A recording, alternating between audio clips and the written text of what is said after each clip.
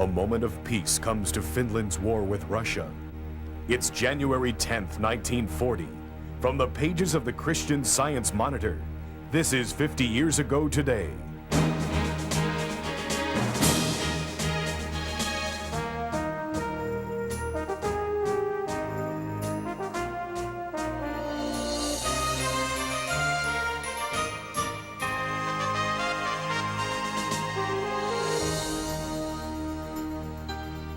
Our guide for this perspective on history is Professor Lincoln Bloomfield. Welcome. I'm Lincoln Bloomfield. I'm joined by Phil Kalber from the Monitor's production department. Our program presents the issues, events, and people that made the news 50 years ago. Though some news events had their moments then and there, other events made an impression which still lingers today. Our program covers the national news and feature articles of the day, but our first segment is World's Day, based on a column in the paper covering international stories.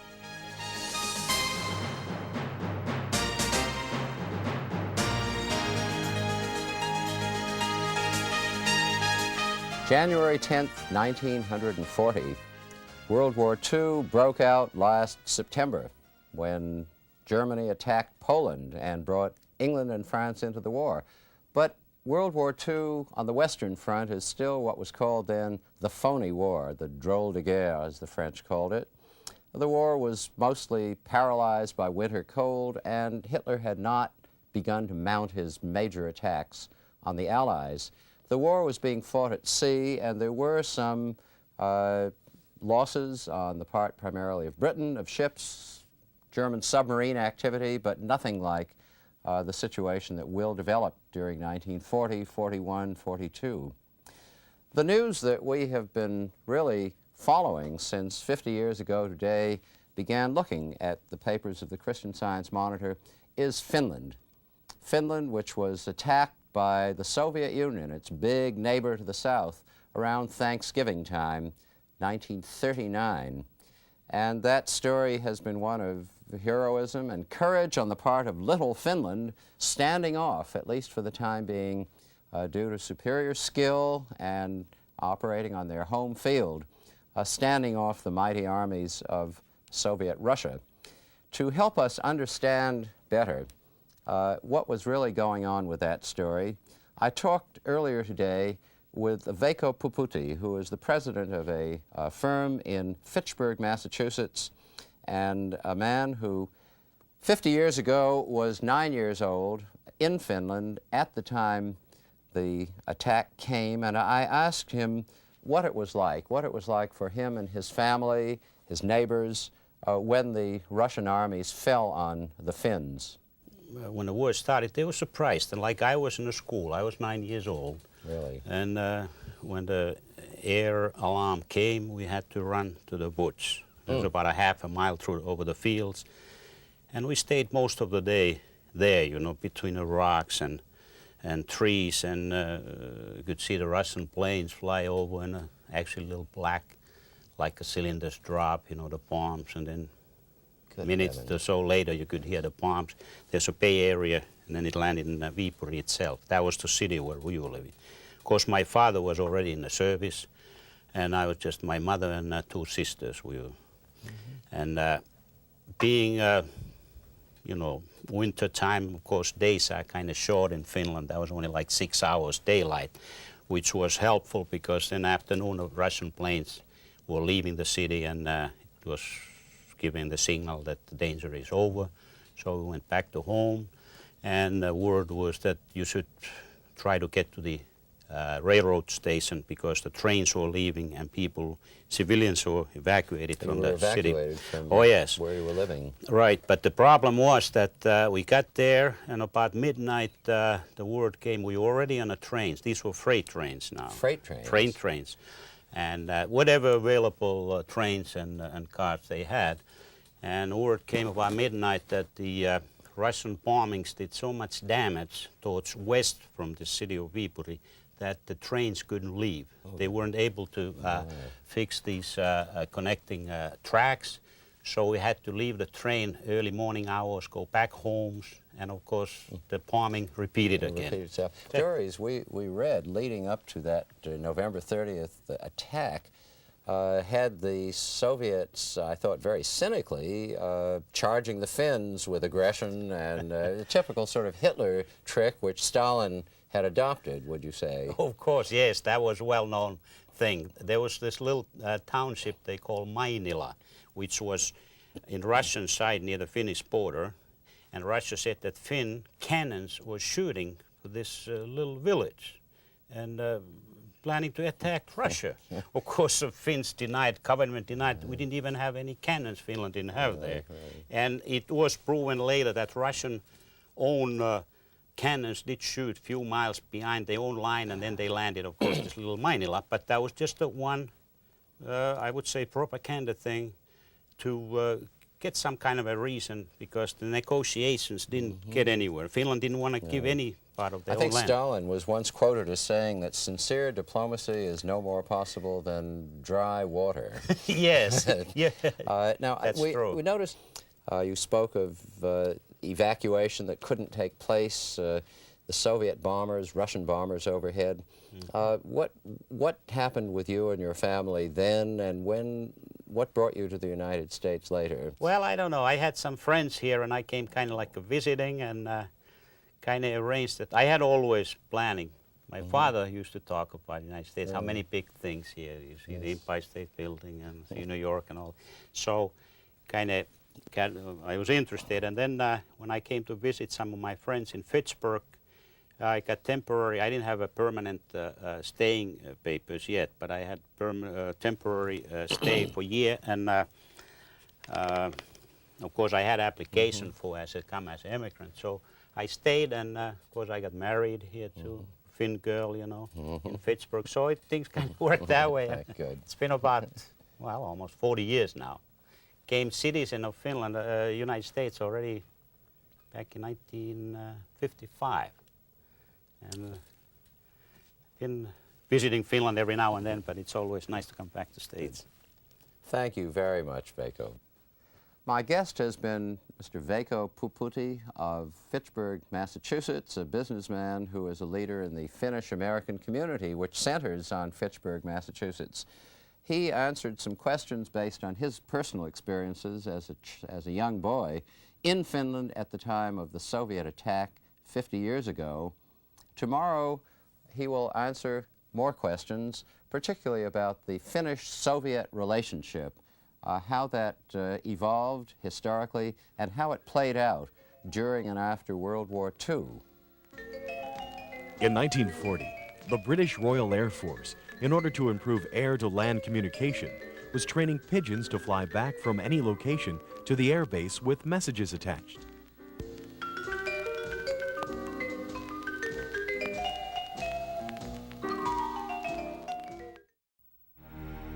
Red officers on trial, and daytime radio cleanup. It's January 11th, 1940. From the pages of the Christian Science Monitor, this is 50 years ago today.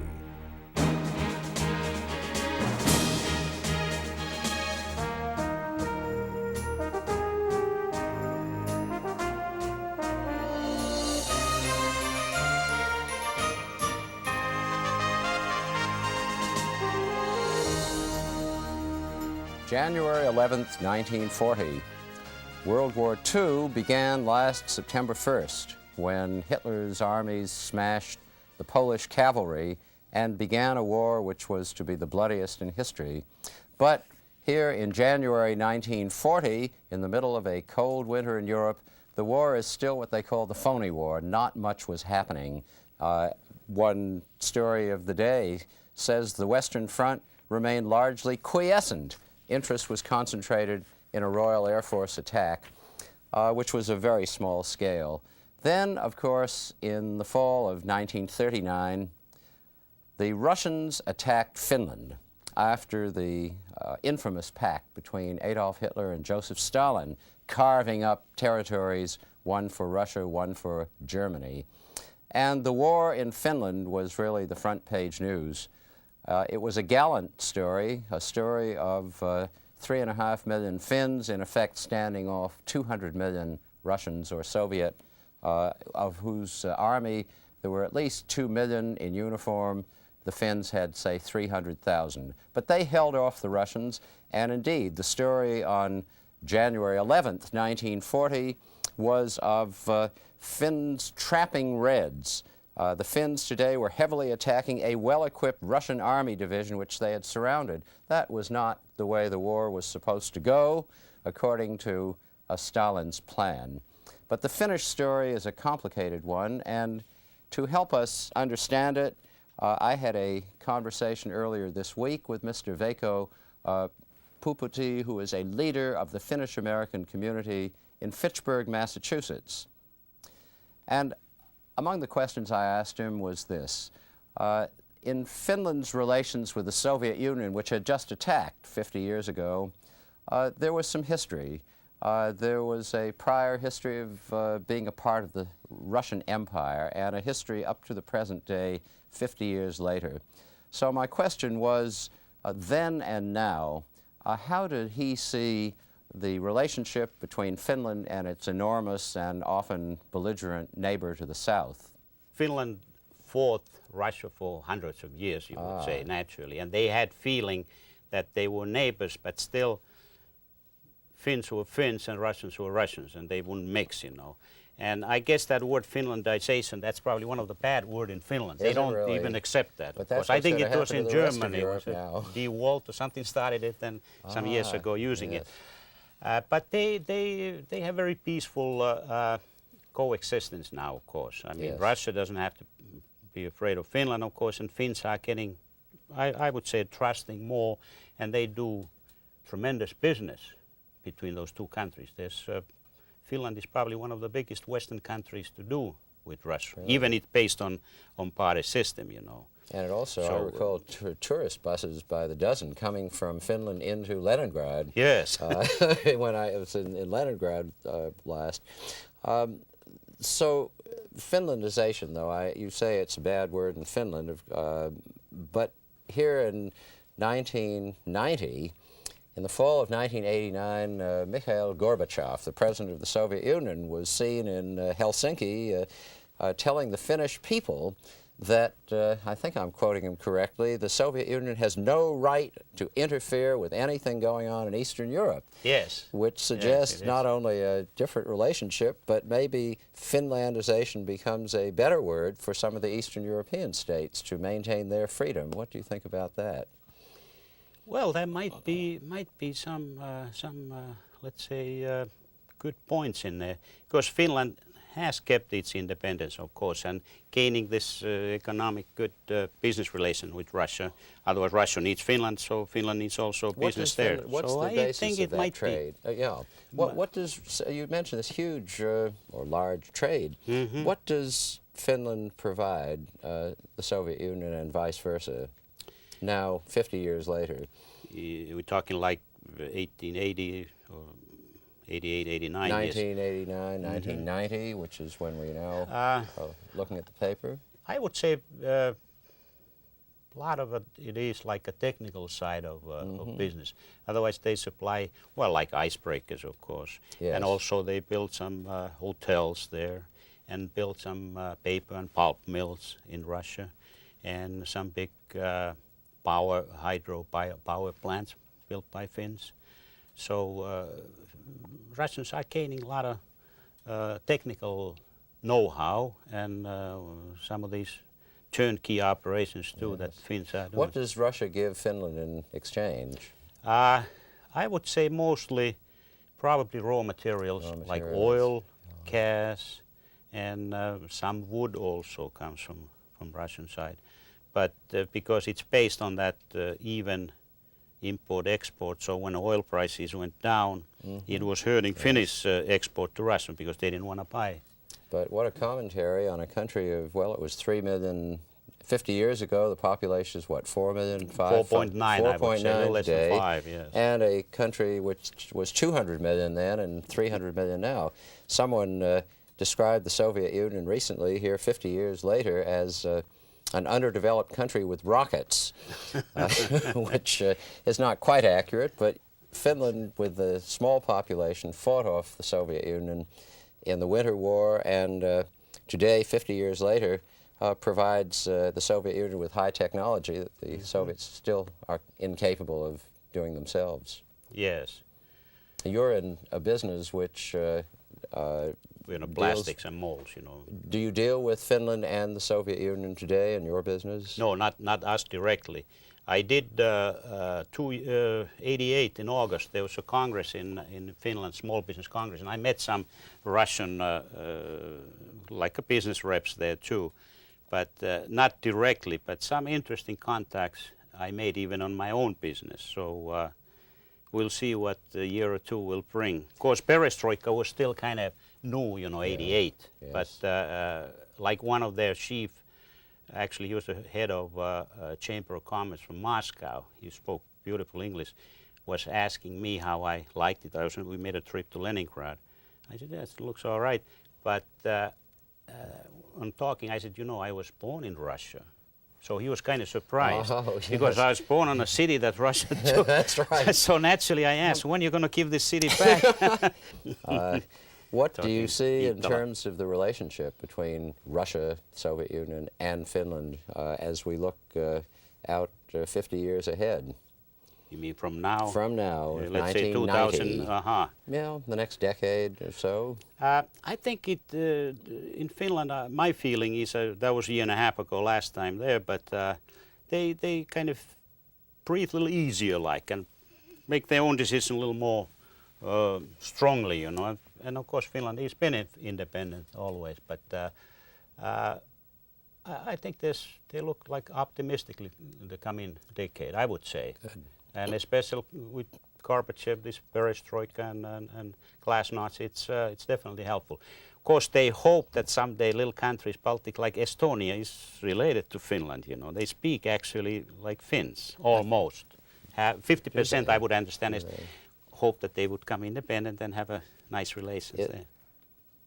I want to thank Veikko Puputti for spending the time he did with us to help enlighten us on the story of Finland's relationship with the Soviet Union, which had attacked it in the fall of 1939. There was also a story which appears in the Monitor's headlines, Red Officers to Face Trial. The Soviets had done badly in Finland. They had been held off by a much smaller number of brave and talented and skillful fighters fighting on the frozen lakes of Finland. They knew their turf. Reports were received here today in Copenhagen that more than 100 Soviet-Russian officers had been called back from the Finnish front, some of them to face trial before special courts.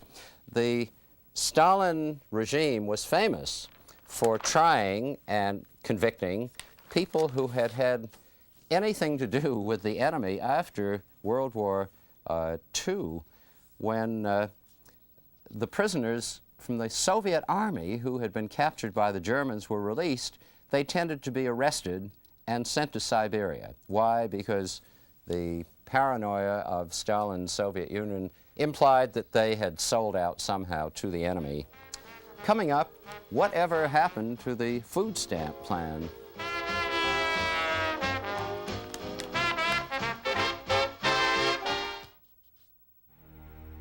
Stalin gains parts of Finland as the gallant Finns face defeat. It's March 13th, 1940. From the pages of the Christian Science Monitor, this is 50 Years Ago Today.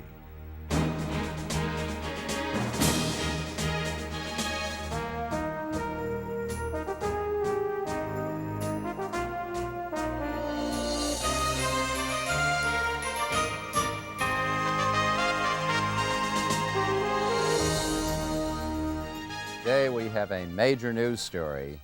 The headline in the Christian Science Monitor says, Finns bow to Russian terms. Russia dominates North and Gulf under war accord. Under the pact, a peace pact between Finland and the Soviet Union, at 10 a.m. on March 15th, Finnish and Soviet troops are to begin to withdraw. And the signing of this peace treaty takes over as spoils for Russia more than she asked for when she attacked Finland. For example, Finland gives up the entire Karelian Isthmus. and the Mannerheim Line, of course, which stretched across it. The shell-wrecked city of Viborg, or Viipuri, the Finnish name, once Finland's third metropolis. All the shores of Lake Ladoga, which is Europe's biggest lake, become Russian. Hango, the naval base to the southwest, and the surrounding peninsula, the Russians get on a 30-year lease. Part of the peninsula is in the far north near Murmansk, which Russia wants more territory around, and part of that waste of Finland, a great slice of northeastern Finland. As the Monitor says, Finland's 783-year-old struggle for permanent independence was relived today in the hearts of every patriotic member of this land of St. Henry as word of the capitulation to Russian peace terms brought visions of another period of possible, even if indirect, foreign domination. Finland had been a part of the Russian Empire, if you will, after being the Duchy of Finland, the Grand Duchy, but until 1918, after the Bolshevik Revolution, Finland became independent, and now here in 1940, Finland has been defeated by the Russians who attacked last November 1939. Because of this news, today we devote the entire international section to Finland's surrender 50 years ago on March 13th, 1940. And my guest today is Veikko Puputti, who will give us a first-hand account from a Finnish perspective. My first question to Veikko Puputti was this. The Russians attacked last November, and the Finns fought back bravely. Here it is, March 13th, 1940. Why now? Why does Finland give up today? The war was going fairly well to Finn's first part of it, first month and a half. But when Stalin saw that he couldn't get to Helsinki in 2 weeks, he figured it was not only bad for Russia or Soviet Union for their reputation, but little country, you know, against a big bear. So middle of February, they decided to put full force against Finland and get over with it. The originally was 23 divisions and about 2,000 tanks, 1,000 planes. They figured they will get Finland quick. Didn't work that way, so they added another total for 43 divisions. So we're talking close to 500,000 troops, fresh troops now, and good 2,500 tanks and planes, almost half of Red Army's available troops. And of course, Finns were starting to already lost a lot of young men, you know, close to 20,000, and of course wounded in tens of thousands. So they started to feel if some kind of a peace could be arranged. And actually, Finnish Interior Minister Tanner went to talk in Stockholm through Swedish embassy there, because they were neutral, you know. And then Stalin and Kremlin sent the terms to how to arrange the peace, and more or less like surrender. Of course, Finns still didn't want to surrender with any cost. There were still some people who wanted to continue to fight. Let me ask you about that. That's certainly our impression. Was there general agreement that Finland had to give up at that point, or were there some who felt, no, Finland should fight on? Well, there were a few that, of course, majority felt that enough was enough, you know. The losses and all that bombings were so terrible that they felt that some kind of a peace should be. But they still didn't want to give the independence, of course. And the few that were still feeling to continue was future president of Finland, Urho Kekkonen. And he felt yet that time that maybe we should still do some more defending and fighting. But majority ruled, and then the peace, of course, came. What was the effect on the morale of the Finnish people? Now, you were there. What was the effect of a surrender? How did people feel about it? How did they respond to it? Well, of course, the news of peace was taken as a joyful, you know, naturally after all those terrible things. But then when the more or less like the negotiated terms or what Russia really wanted came to be known, of course, there was a lot of sorrow and sadness. Like myself, I remember, of course, we lived in Viipuri before the war started, and then we moved to my mother's aunt, my mother's sister's, my aunt's place in central Finland. So when the March 13 came, I was just actually splitting wood behind the woodshed there, and it was beautiful but cold day, March noontime, and she comes and tells me that they just heard in the radio, they had these little battery-run radios, that the peace is formally agreed. So I said, oh, wonderful, that's now we get back to home, to Viipuri. And her face looked a little sad, and she said, no. The terms were that Viipuri and 2 other cities had to be lived in Russian side. So I think I actually cried a little bit that, you know, it was sad news, of course. Your home was Viipuri, yes, which we sometimes the maps called Viborg. Yeah, that's again that Swedish name, like they used to use Helsingfors for Helsinki, which is now, of course, now Viipuri. the territorial terms, Viborg, Viipuri, and indeed the whole borders around Lake Ladoga became Russian. Yes. And then a piece of the central Finland, and then the Petsamo, port Petsamo near yes. Murmansk. What was the feeling about giving up pieces of the country? Of course, it was very sad, especially because Finland had to actually give more territory than they really lost in the fighting. Because Russia wanted Viipuri was just about lost, but not completely. But Russia wanted to move the lines even further towards main Finland, and well, we talk over 400,000, close to 500,000 people had to move out. So that was a big, sad thing for a lot of them. But they didn't want to stay there. What did this mean? Did you go back home and collect your things? And well, like us, no, we couldn't go back you anymore. couldn't. We just had to find some other areas where we could live. But some people, well, close to Viipuri area, had a little chance to get some of their things, especially who were still staying there. But then when the Russian troops came, of course, they left, and whatever they could carry, that's what you had. And you couldn't go back anymore then, of course, after the March 13 to get any of your personal belongings. It was the Soviet Union instead of Finland. Yeah, and once they got there, they stayed there.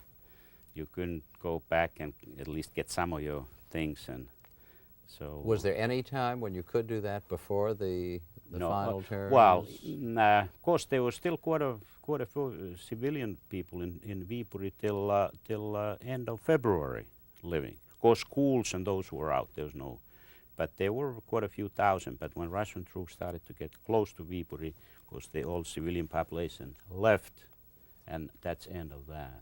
And then, of course, the Finnish military troops left. It was a very sad time for your country. Oh yes, it definitely was, because well, Finns fiercely fought for their independence. You know, even I suppose we could say they were defeated, but not conquered. You know, they still had their independence. Thank you very much, Veikko. My guest was Veikko Puputti, who gave us a unique Finnish perspective on the end of the war between Finland and the Soviet Union. We'll be back with national and feature stories for March 13, 1940.